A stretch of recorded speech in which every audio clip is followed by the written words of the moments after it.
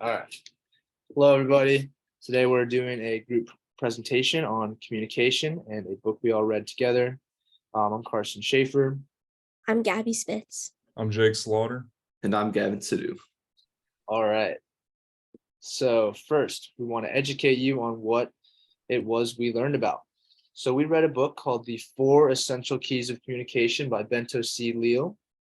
The goal of this book is to improve our communication skills with 4 key points.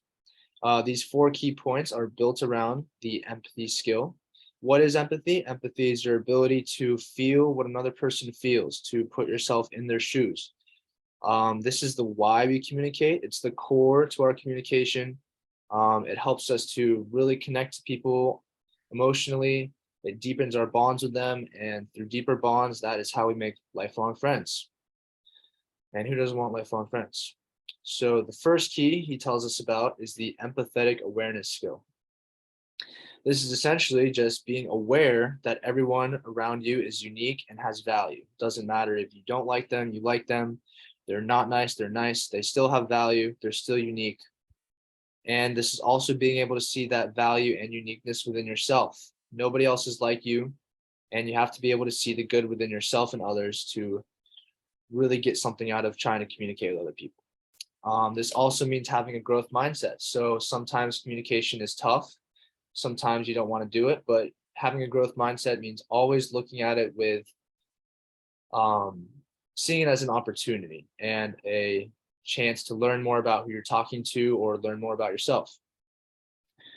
Our second key is the empathetic listening skill. So listening is a really big part of communication. And this means to listen actively, fully, and openly to everything said and everything that is not said. Nonverbal people tend to not realize how important it is. It's just as important as what people actually say, if not more important. And so this also means to listen with a clear mind. So you're not thinking about what you're going to say next or what you're going to do later that day. You're only thinking about what's happening in front of you, and you're not judging what they say or do. For most people, this is that aha moment. This is where they realize, oh, okay, I'm kind of lacking here. And this is where a lot of people see that they need the most improvement. The third key here is the empathetic speaking skill. And the main purpose of the skill is to express your thoughts and feelings in a really clear and concise manner, and in a way that doesn't create any conflict between two people. And so the way that you can practice the empathetic speaking skill is thinking before you actually speak, and to have your word choice be relevant to the conversation you're having, as well as the tone you're using. And so that leads into key 4, which is about empathetic dialogue, which kind of combines empathetic speaking and listening. And so the goal for this is to improve your heavy communication, which is kind of like regarding topics that might be sensitive to both people, where it's something really important to both of you. And so the way you want to be able to use empathetic dialogue is to be able to go between empathetic speaking and listening while you're in conversation. And so these keys only really apply to heavy communication. As I mentioned earlier, high levels of feelings and emotions are involved. So it's really some sort of sensitive conversation that you might have, especially with maybe a family member or someone close to you. And so when you're practicing your communication, one thing you might want to keep in mind is the 3 A's. And this stands for applaud, admire, and appreciate. And the main idea behind the 3 A's is to kind of encourage and support the people in your life that you may not be able to see as much. And so it really strengthens the bonds between you, and it lets the people you actually know that you care about them, and that you are making it clear to them by expressing it through your communication, not just like assuming that they know you care about them. And so it takes a lot of effort and practice to use the key skills above. And there are many techniques that you can use to keep your consistency, like notes, reminders, and alarms. And these can kind of keep you aware of what you're actually trying to accomplish. And so you can also practice mindfulness and watch inspirational talks and speeches, and use positive self-talk to build your confidence up. And so you really want to use these for when you're practicing empathy. And that's one of the essential ingredients to the 4 keys. My story is basically, I always had a little bit of social anxiety growing up as a kid. So when I started doing this communication challenge, I felt I really wanted to improve my empathetic speaking skills. And so I had opportunities to apply that both at school and in my personal life at home. And one place where I found this skill really applicable was in my role as a teaching assistant for a calculus class, where sometimes I was kind of having trouble explaining difficult material to the students in a way that is easy to understand. And so actually thinking about expressing my points as clearly as possible before speaking, it really helped me explain the content to students in much more depth and with more clarity so that they're able to understand. And so this made teaching much more enjoyable for me, being able to do my job better and making sure that all the students were understanding what I was explaining to them. And then the other opportunity I got to use this was when I was visiting home for Thanksgiving recently. And my grandparents were also visiting, which is pretty rare, and I don't get to really see them too often. And so I tried using my new skill to kind of initiate a nice conversation with them, just speaking about how school and my life was going in general. So in addition to speaking to them with like a lot of respect and keeping a cheerful tone, I also made sure to thank them for having a conversation with me right after. And this made me feel really appreciative and thankful because I knew that my grandparents might not have too much time with us. And so it really gave me a lot of inner peace, having known that my grandparents know I enjoyed speaking with them during the little time I get to spend with them and my family. All right. So my first story had to do with my significant other. This was the most impactful experience practicing these skills, and it was repeating back what she was saying to me when she was expressing herself. So the issue here was that she felt I wasn't spending enough time with her or giving her enough attention. This was right in the middle of football season. This is in the busiest part of the semester, I felt like, and I was struggling with understanding why she was upset. I could tell there was some kind of tension. So we had a sit down conversation. We talked this through, and I did my best to repeat back what she was expressing in order to make her feel like she was being heard and I understood. And this truly helped out with our relationship. The second story, so these are my people, that's my family. This skill that I implemented made me feel very good and grateful about myself.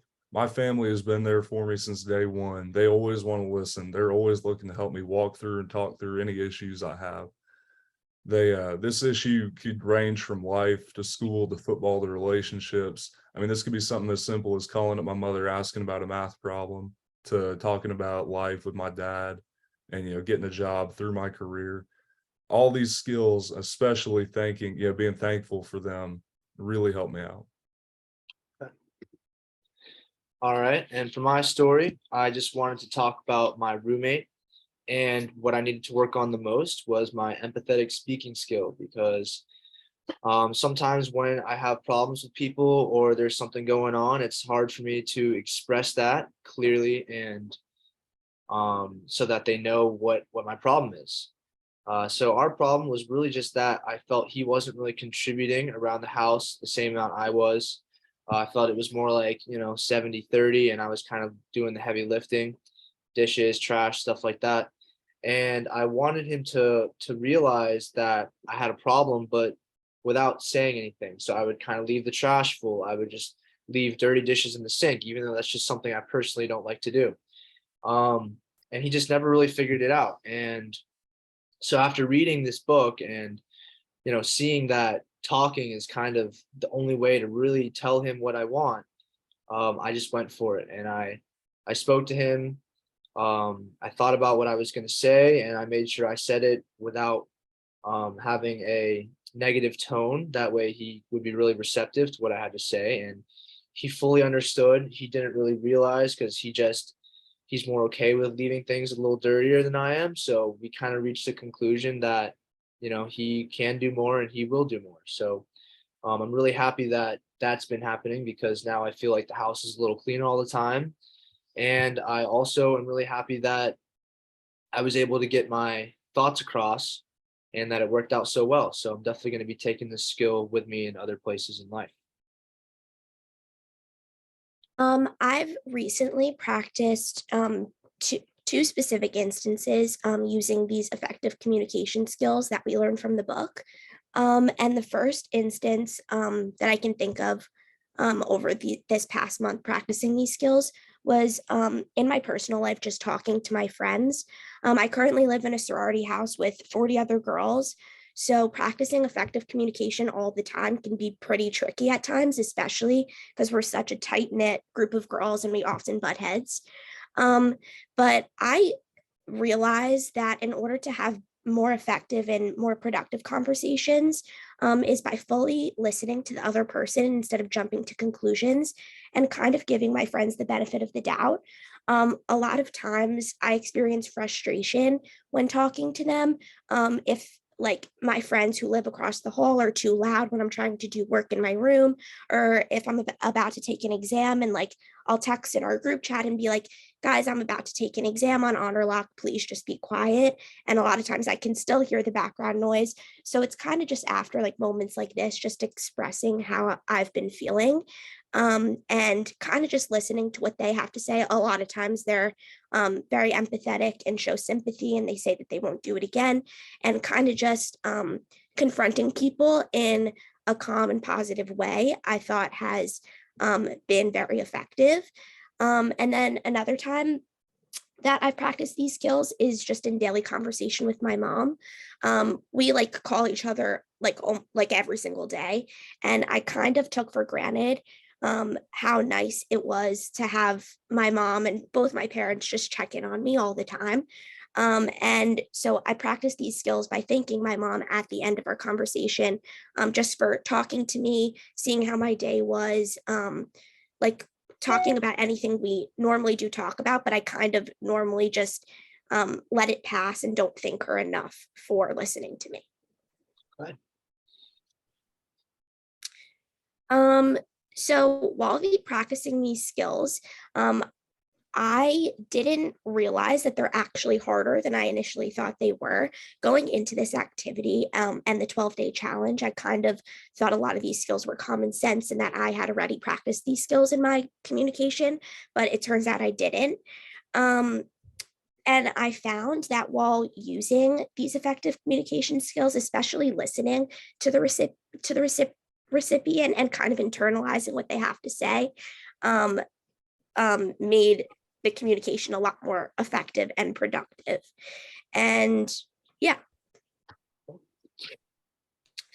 And this challenge kind of forced me to take the role of both the listener and the talker. Before participating in the 12-day communication challenge, I kind of took on the role of more of the talker, and a lot of the people I was talking to, they kind of took on the role of the listener. But I enjoyed kind of like having like this playing both roles and kind of just internalizing and listening to what other people had to say. And I found that it made for better communication. And I only experienced very positive results with this challenge. And over time, the skills that I learned through the book became a lot more natural to me. And I'm definitely going to continue to practice these skills. Very nice. So my inspiration, implementing the communication skills in this book has strengthened relationships. That was the big impact that I got. I made my relationship with my girlfriend better because I fully understood what she needs and wants out of me. These skills also made my relationships with my family better because they feel more appreciated and loved.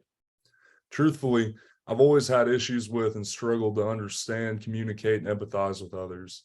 By fully dedicating myself to this process, I've seen tremendous growth in my communication skills. Key skills for me were empathetic listening, repeating back what someone says to me, giving thanks to those who listen, and listening fully and openly to others. All right, and to finish us off, from my inspiration, I feel that all these keys have really helped my communication skills grow, and that, before encountering them, I didn't really know where to go. And improving on my communication has reflected on my relationships and happiness. And at the end, because happiness is the key final goal here. And some things to ask yourself: could your communication skills use improvement? Do you want to build more relationships and lasting relationships at that? Do you want to become closer with the people you talk to and really understand what they're thinking and feeling? If any of these questions really mean something to you or you feel something when I tell them to you, that means maybe you could use some work on your communication skills, or maybe you just want to build deeper relationships with people. And to do that, you gotta start with your communication skills. So there's no better time and no better place than right here and right now. Thank you very much. Thank you. Thank you. Stop.